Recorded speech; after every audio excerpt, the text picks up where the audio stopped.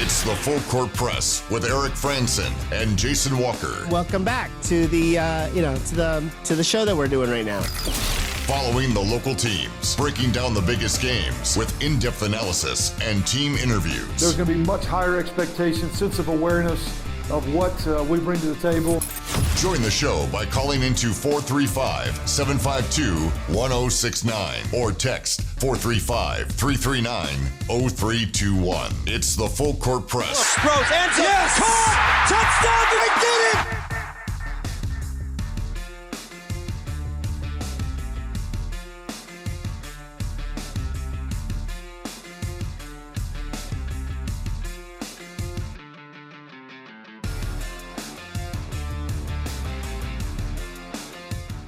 Welcome back to the Full Court Press. Second hour, Jason Walker, Eric Frandsen.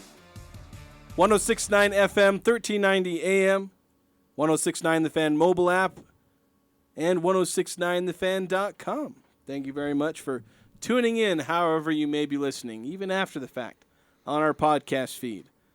Just finished publishing the first hour full of talk of conference titles, and I guess the beginning of the season for Utah State men's basketball, but soccer, Utah State soccer winning the conference tournament, and then USU volleyball earning at least a share of the conference title with 4 games left to play, or more like 3.5 or something like that. They're in the middle of one of those 4 remaining games. Yeah, currently in the third set, it's Boise State 16, Utah State 15, tied 1-1. So it's been tight this whole time. I mean, that first set went 27-25 for the Broncos. Aggies with a bit of breathing room with the 25-20 second set, but yeah, neck and neck in this set currently. So now the team has yet to take complete control of this game. Utah State men's basketball will play at 7:30 tonight. That means on our sister station, KVNU, Al Lewis will begin his pregame coverage at 6:30. The season opener for Utah State men's basketball. You saw the exhibition game on Friday. Mason Foslov, local product, really showed out. He was doing things all over the court. He was the best three-point shooter. He grabbed rebounds. He dished out assists. He scored points. I mean, the guy was everywhere Friday for Utah State. So it'll be fun to see if that will continue, if that level of play and dominance can continue for Mason Foslov. Yeah, they're playing a Division II team, so you kind of expect that. You'd expect them to be able to dominate. And they did dominate, Montana State Billings. I know it ended as a 9-point spread, and I think some people were a little confused about that. But the Aggies led by 20 with like 4 minutes to play, completely let off the gas. Some of the starters were letting off the gas. Then they put, I don't want to call them non-rotation players, but, the backups and the bench guys. Deeper into the rotation. Yeah, that's the kind of way of putting it. There you go. Deeper into the rotation. With some other guys like Jackson Grant, Dallin Grant, Landon Brenchley, Jackson Smith, put them in and finished out the game. And Montana State Billings took advantage of that. Managed to get within 9. Hit a buzzer-beating 3 to get it to a single-digit point spread. But yeah, the Aggies dominated the game, especially in the second half. The first half, and I guess up until like the last, 5. I don't know exactly when the turning point happened, because I think it was like 23-20 at one point or something like that, and then the half finished 31-20. And then in the second half, the Aggies built on that lead, got it as high as 22 or 23. And part of that was Mason Foslov, because he had like 8 points in the first half. And there was a stretch where he scored like 14 of 19 points for the Aggies. Something like that. 3 3-pointers in that stretch, couple of some free throws. So it was like he just went off. Took over. Yeah, he was taking over in a lot of ways and hitting those 3-pointers, which ended up making him the best 3-point shooter. So, inside, outside. And that 3-point shot's going to be big for him because he's kind of at his best as a slashing guard. You saw that in high school. He was a much better slasher, get to the rim. We'll have to see how well he does that in college, where everybody's about 6 inches taller than they are in high school. But showed good promise in his first game, but then showed promise as a shooter, which whenever you can shoot threes, it obviously helps your game in a big way. Yeah. So excited to see what tonight looks like for them. in the season opener for Utah State men's basketball. If you went to the exhibition game, if you had any observations that you want to share, we'd love to hear from you. 435-339-0321 on our Full Court Press text line. Of course, if you want to weigh in about Utah State women's soccer winning the conference tournament championship, women's volleyball winning at least a share of the conference title, regular season, Utah State football, which we'll get into more this hour, and we had some really exciting high school football games on Friday as well. So if you want to weigh in on any of those topics, 435-339-0321. A couple of texts that did come through that we haven't had a chance to get to. 9315 says, if we hear YBU, or if we beat YBU again in soccer, they will never play us again. Yeah, I'm not entirely sure they were thrilled about playing the Aggies again after they lost to the Aggies as the number one team. And you'd especially wonder if they'd come here again. I don't know if they have that same kind of, prudishness as the basketball and football, where it's like, I feel like they're a little more chill in sports like soccer and volleyball. They're not like, oh, we won't go play you at your place. It's like, Utah State hosted UCLA in volleyball last year. It's like, I don't feel like they're that upset about traveling around. Right, and it doesn't, there's the risk of losing, but you're going to be competing against a good team. Yeah, it's not going to hurt your RPI or your rankings or things like that. Yeah, and you like to be able to play teams that are close. Yes.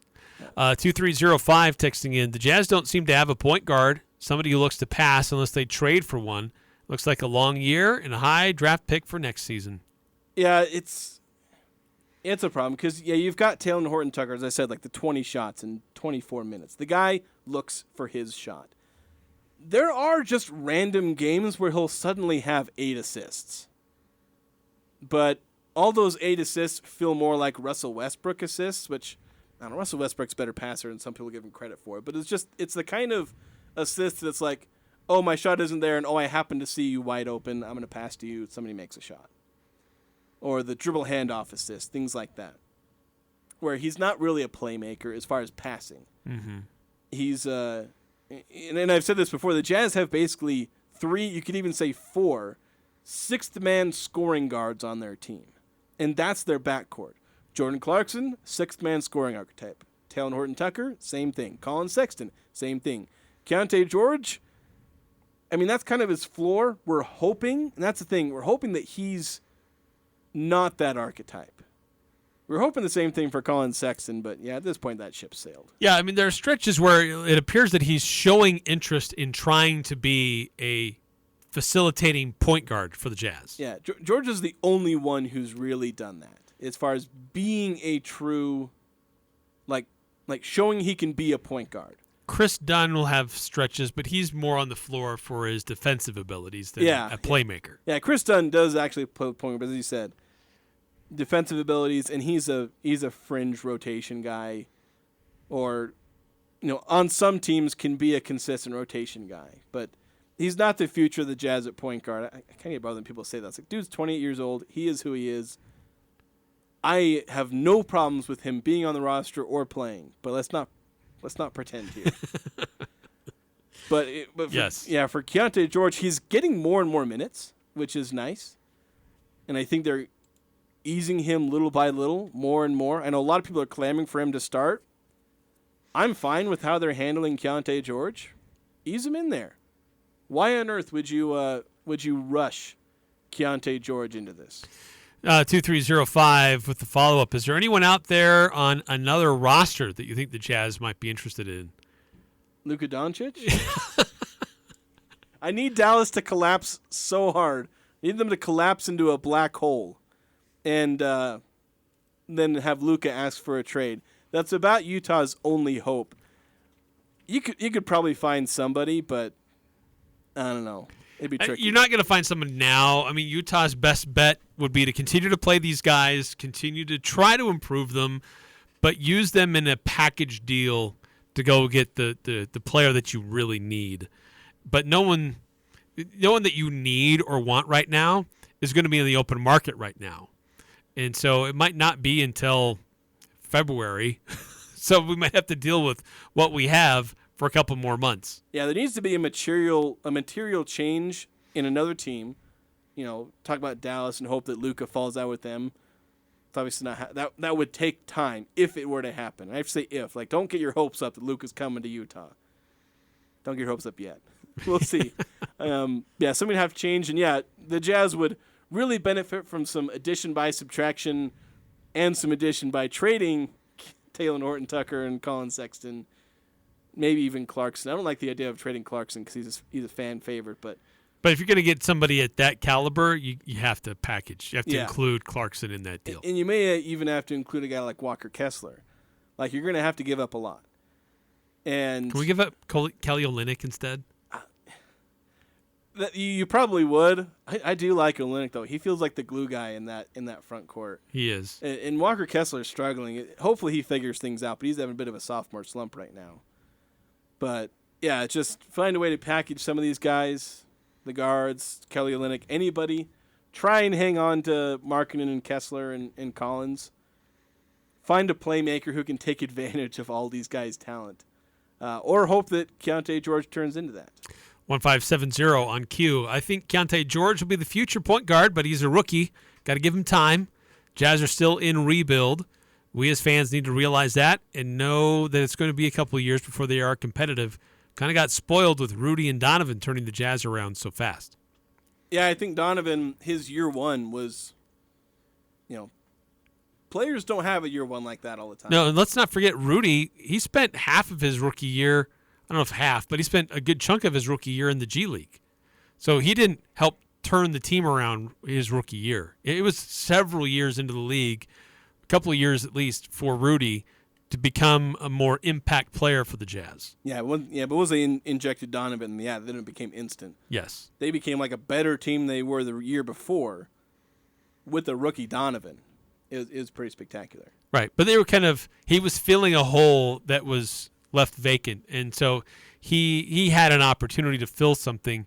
Utah currently has a vacancy that needs to be filled, and that's as a playmaker, and we're still kind of waiting for that. Now, Will Hardy said, look, we got to give this team, what did he say, 20 games to really figure out what our rotation looks like with the guards and who we're going to be.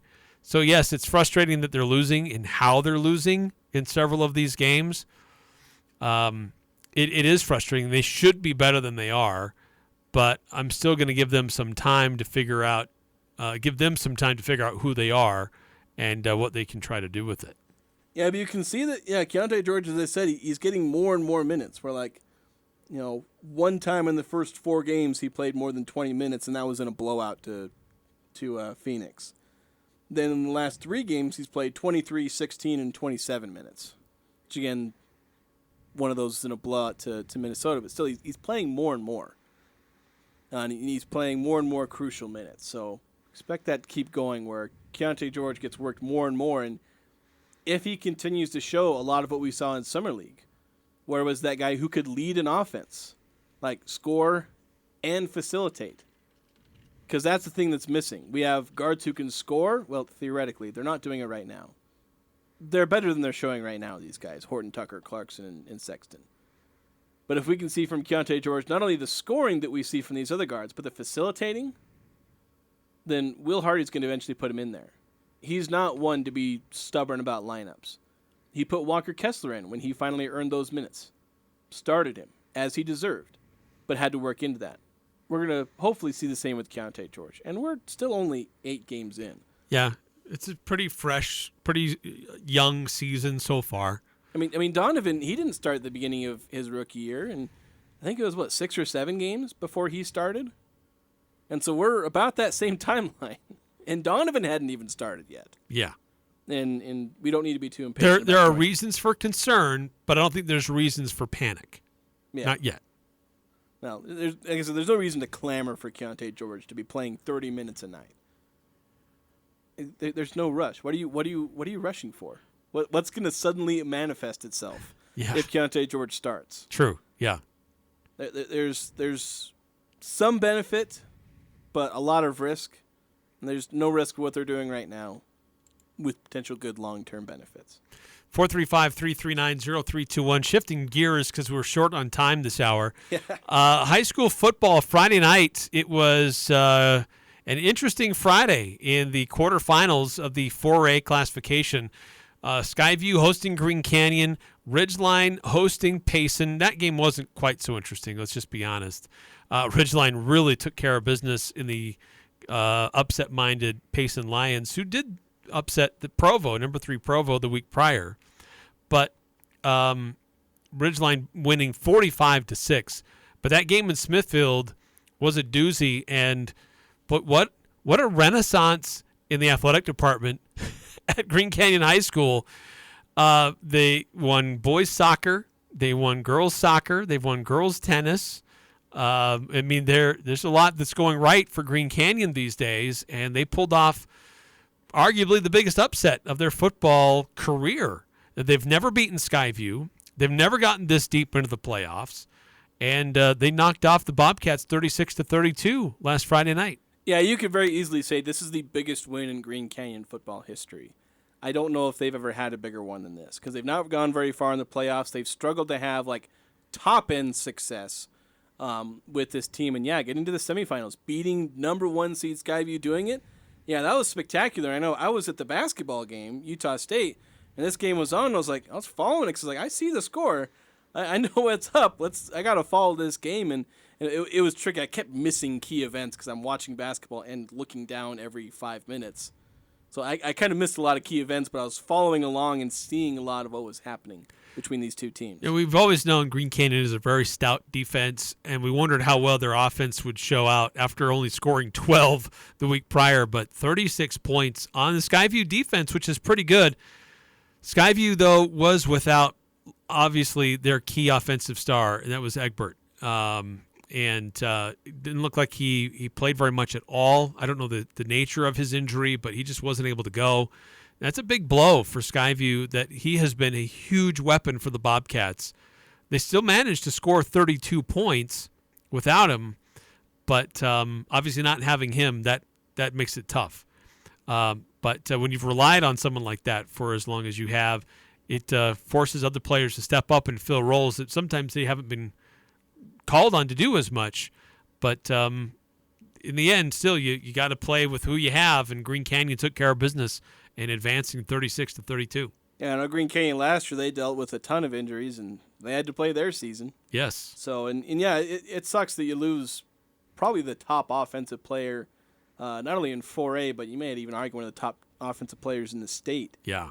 With how well he's played, especially against a defense as good as Green Canyon. But it is a testament to Skyview and their whole team ability that they still scored the 32 points against one of the best defenses in 4A.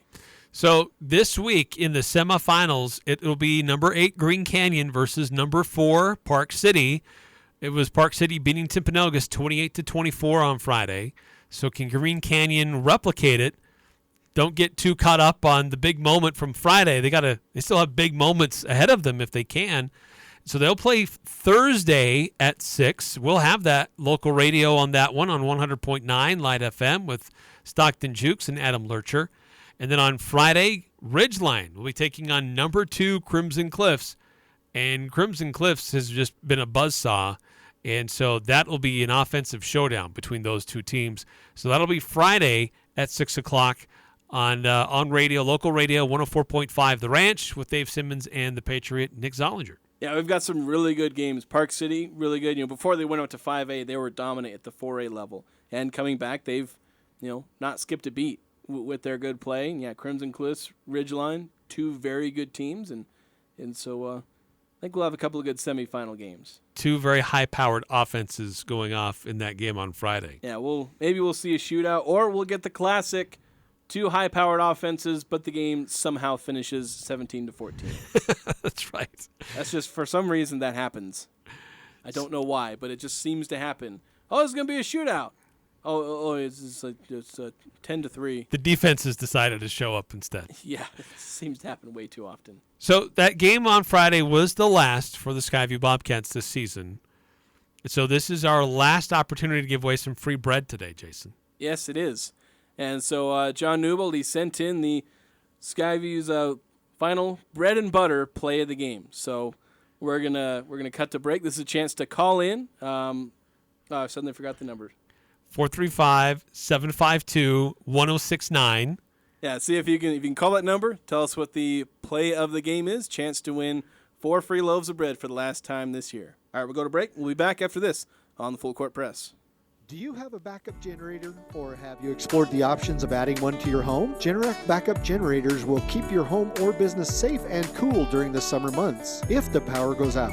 Do you already have a system? Golden Spike Electric can service it for you. If you don't have one, Golden Spike Electric can find the right model for your needs. Find them online at gsegenerators.com or call 435-257-3016. Golden Spike Electric and Generac, power you can count on.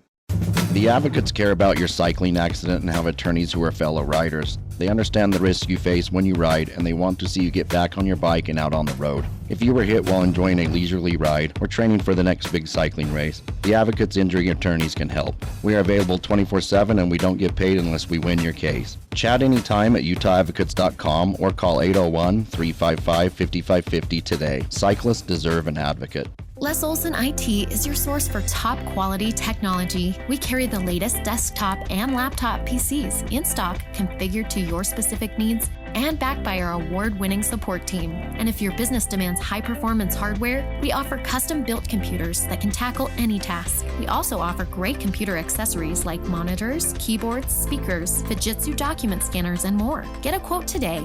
Les Olson IT.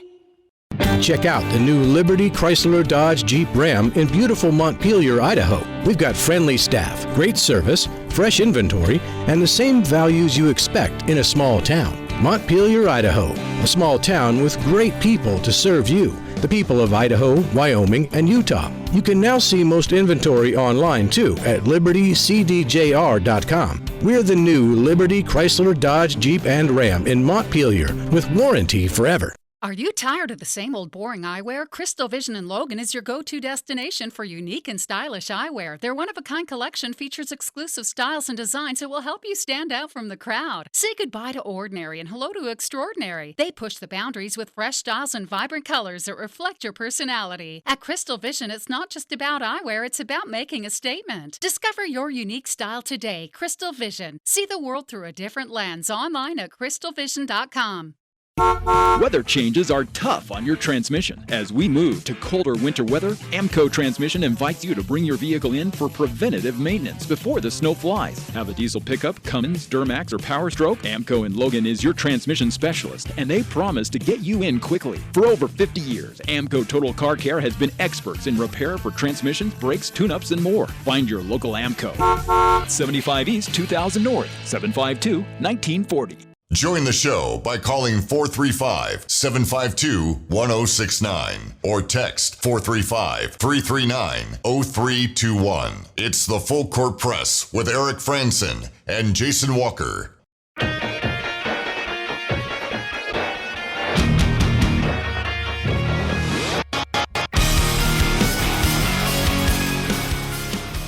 Congratulations to Debbie calling in to the Full Court Press, getting the Old Grist Mill bread and butter play of the game. Here's what it sounded like. It was here on the Fan on Friday. Skyview going up against Green Canyon. Here's the call. I'm going to wait for this music to end. How long is this going to go? You can just fade it down? No. Okay.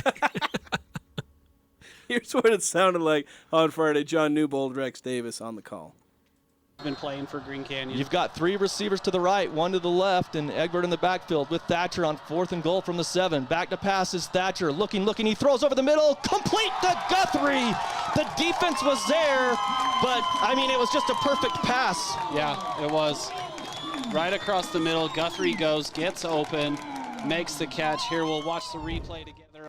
We won't watch the replay together, but that was the play from Thatcher to Liam Guthrie. It was a 7-yard touchdown pass. Took the game. Green Canyon had a 12-0 lead. Skyview ended up kind of reversing. They reversed really quickly. This touchdown started that run. They go down 12-7. Then I think they went up 15-12 after another quick touchdown, a turnover, and then then a touchdown from the Bobcats, and that kind of started what was looking like maybe a comeback and turnaround for the Bobcats, but Green Canyon then pulled the Uno reverse card and said, no, we're going to come back on you. We're going to win this game. Yeah. So it was a good play from the Bobcats. Unfortunately, that's the last one of the season for them. But fortunately for the Wolves, it's the last one for Skyview as the Wolves get to advance to the semifinals. Yeah, and there's still a chance we have an all-Region 11 championship if Green Canyon can get past Park City and Ridgeline past Crimson Cliffs. They would face each other for the championship the following week at the University of Utah. So keeping an eye on that. But congrats to who'd you say it was Debbie winning our final 4 loaves of bread? Yes, it was Debbie. Congrats, Debbie. And to everybody who listened to Skyview games here on The Fan, bit of a break from Skyview athletics. Not too long though. Later this November, did the Old Grist Mill Bread and Butter play the game for basketball? I don't think so. I think it's just a football thing. That's a shame. Then it is going to be a bit of a break. So an update here. We were looking at what was going on with Utah State and Boise State. It looked like it was 26-all.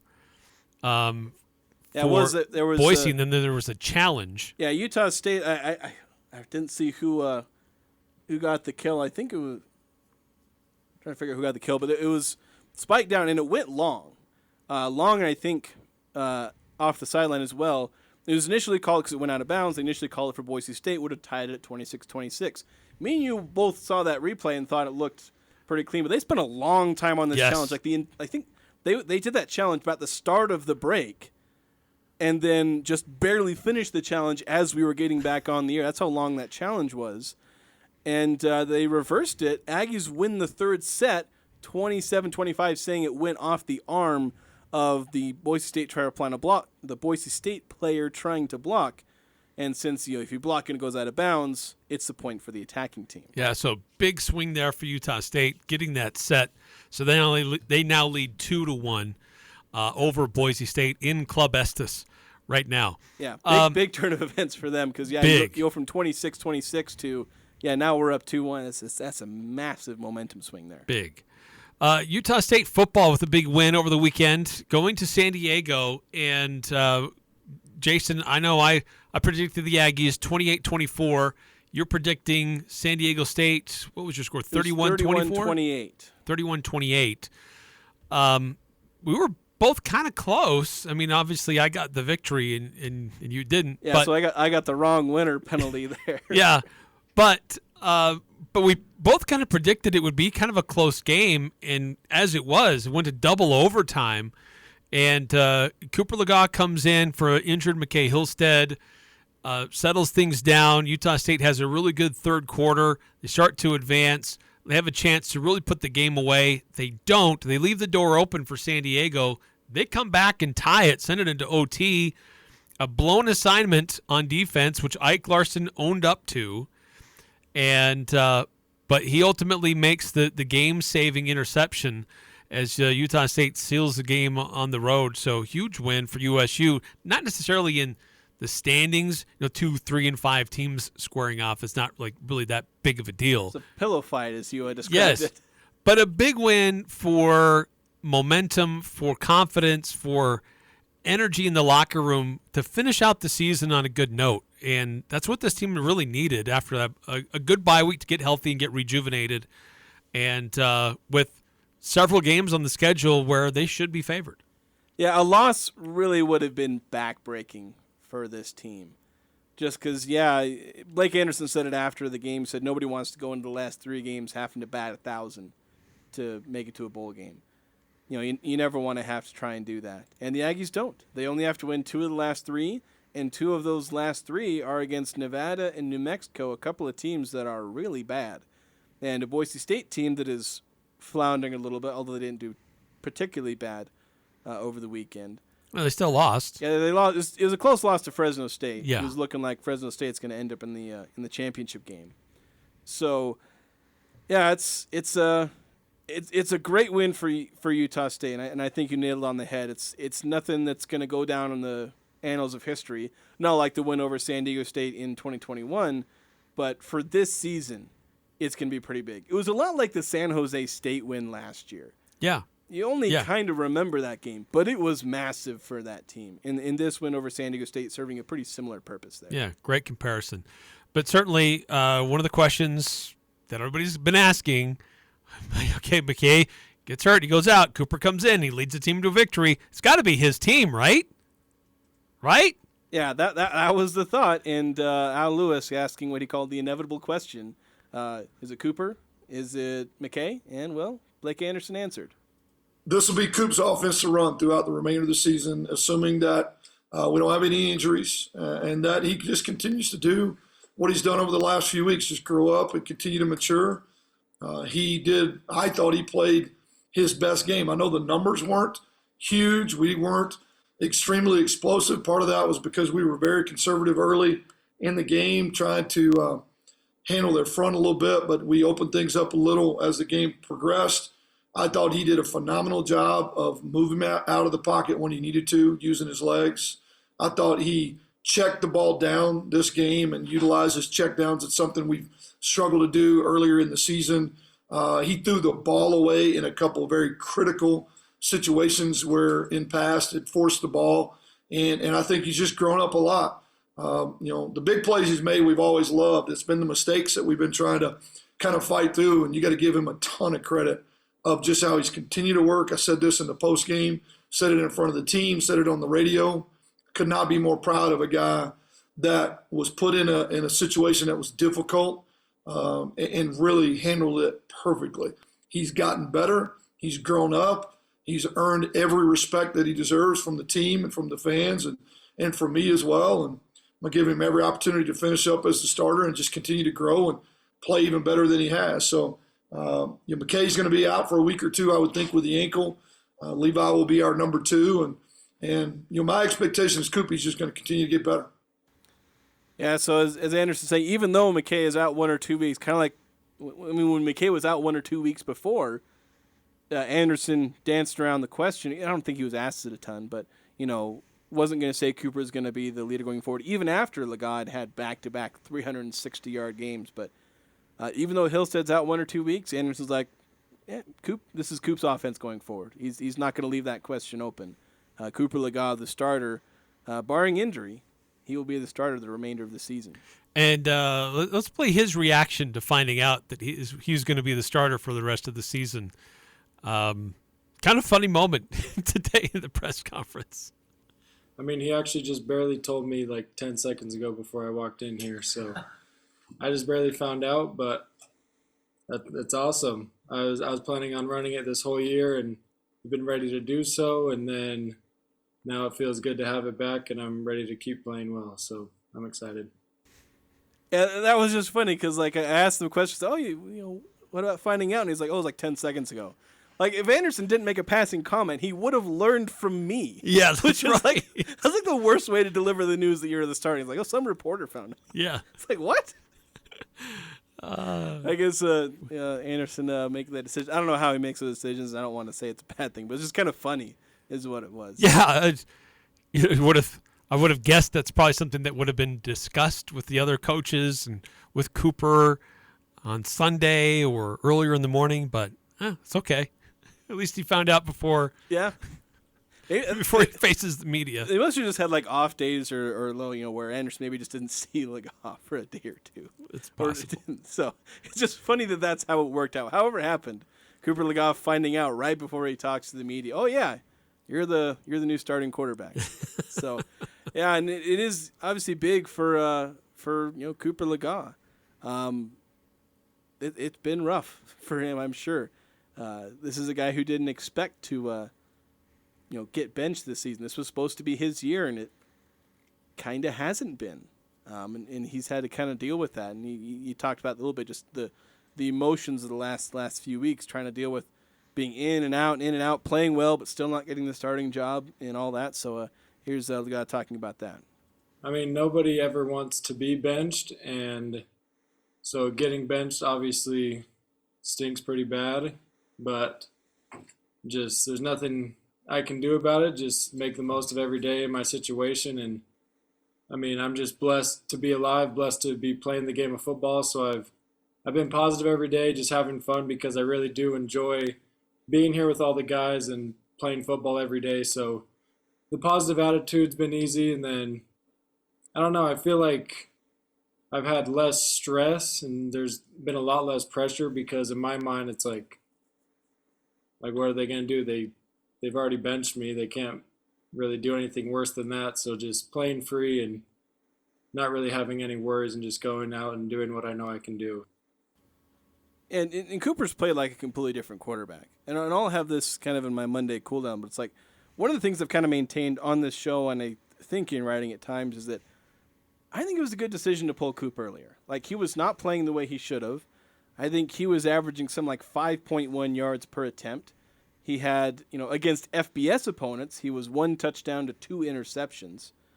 So he was playing bad. And then they pull him. McKay Hill said he played pretty good. But he goes out and suddenly Cooper Legas comes back, and this is a new guy. It's like not even the Cooper Legas, not the one we saw earlier this year, not even the one we saw last year, who was decent for decent stretches of last season. He comes and he's playing like he's the best quarterback in the conference for a couple of weeks. And and against San Diego State, I know his numbers weren't super great, but Anderson's saying that he felt it was one of Legas' better better games of his career. Given how much he played and what he did in those situations. So now at this point, it was a good decision to pull Legas earlier, and I think it's the right decision to put him back in. Yep. And I'm not entirely sure I would have gone back to McKay Hillstead against San Jose State, but that's not my decision, and I'm not a coach, so I'd defer to Blake Anderson. But Anderson's seen enough now. He's watched what we watched. He's like, yeah, Legas playing better. We're going to go with him. Yeah, not putting the ball in harm's way. I think he's doing a better job of calling out protections and understanding what the defense is trying to do at the line. There were a lot of tackles for loss, a lot of sacks last week, but most of that was in the first half. And I think that Cooper does a little better job of identifying where guys need to be. And he seems to stretch the field more. He seems to want to get the ball and press the ball downfield more. Hillstead has that ability. We've seen him make deep throws too.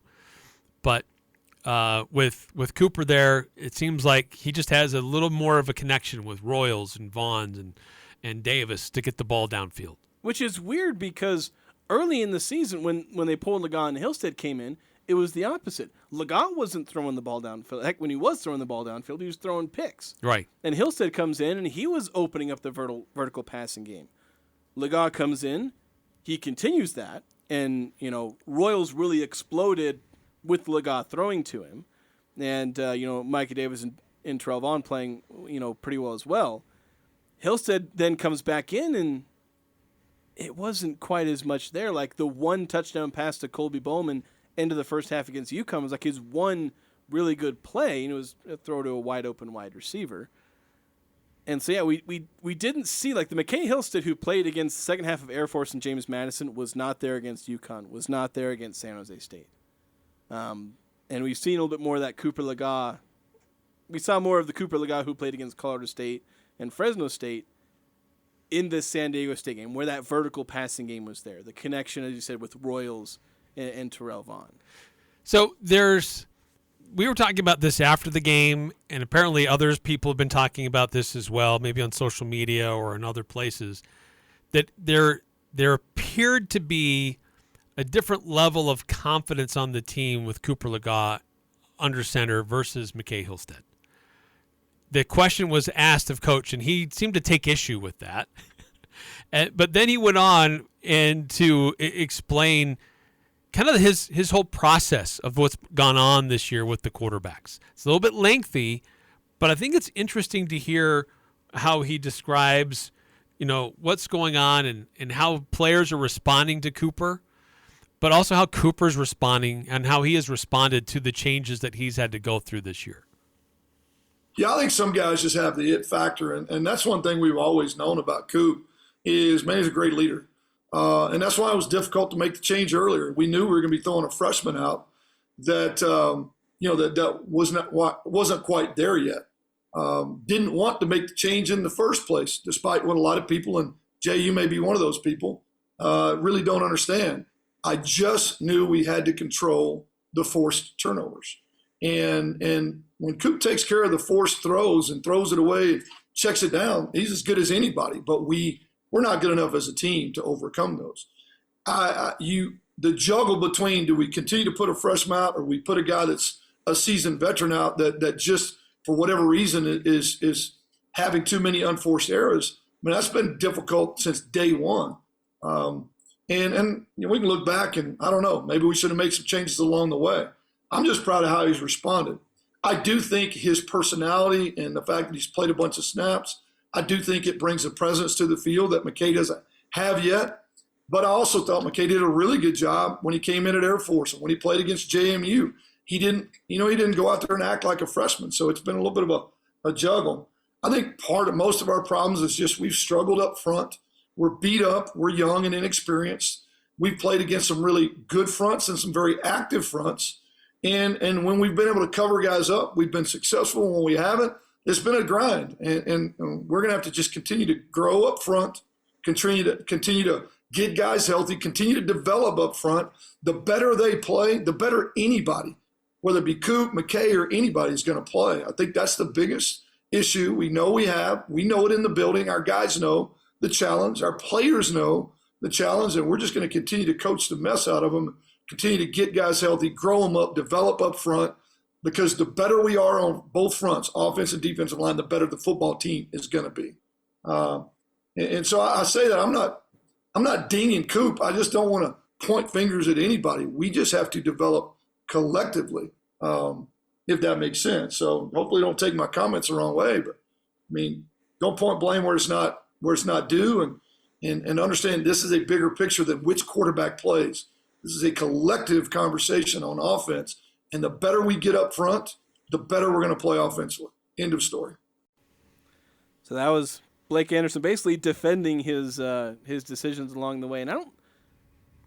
Actually, we got to take a break. I don't have time to opine on this. We do need to take a break. Got one more break, and we're gonna have to cut off the show in only a few minutes here. But we'll be back. Finish up the show after this on the Full Court Press.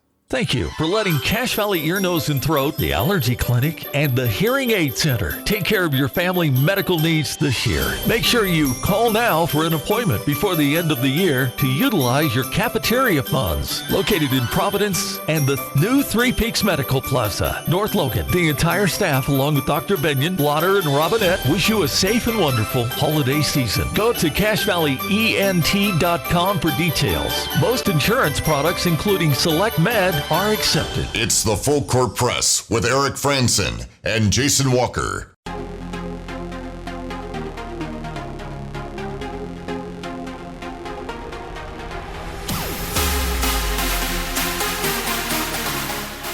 think that is officially the shortest commercial break we have ever taken. That was quick. I got to move some around, so we're going to have a bit of a longer break after we jump off. But yeah, I think the thing is that with Blake Anderson, I've maintained, I don't think he was wrong to bench Legas, and I think Anderson really wanted to defend that. He really wanted to defend his decision because he's heard the chatter. Right. Like we've talked about it on our show. Fans talk about it on social media. Articles get written about it. He really wanted to defend his decision. I don't think he's 100% wrong. He hasn't made any friends with this decision, and that's some implications we can talk about later in the week. But he feels he's made the right decision. I think there's room to criticize some of the decisions he's made, but overall, if you're looking at him trying to get this team wins, he's done okay. I'm not going to give him a super high grade, but I'll give him a passing grade for how he's handled this situation. Yeah, at the end of the day, coaches have to put together the team they feel is going to give them the best chance to win a game, because their livelihood depends on wins and losses, not necessarily who their friends are, being loyal to somebody. It's about wins and losses. And he felt like at the times he was going with the guy he felt was going to give him the best chance to win. But it's clear that Cooper Legas has made adjustments. He's improving. He is doing the things that coach is asking him to do. And he's a more veteran play caller out there, signal caller. So he should be able to recognize what a defense is trying to do. He should be able to recognize what his offense is supposed to do, because he just has that many more snaps than McKay Hillstead. Hillstead will get there. But this is, and I'm glad to hear it today, this is Cooper's team going forward. And we can put it to bed, put it to rest. It's not that Hillstead necessarily lost it. It's just that Cooper Legas gained it. And I think that's really the best way to look at it. A couple of texts coming in, 8968. It's a good idea to let Hillstead rest, put him in if needed, not let him get hurt further and just wait till next season.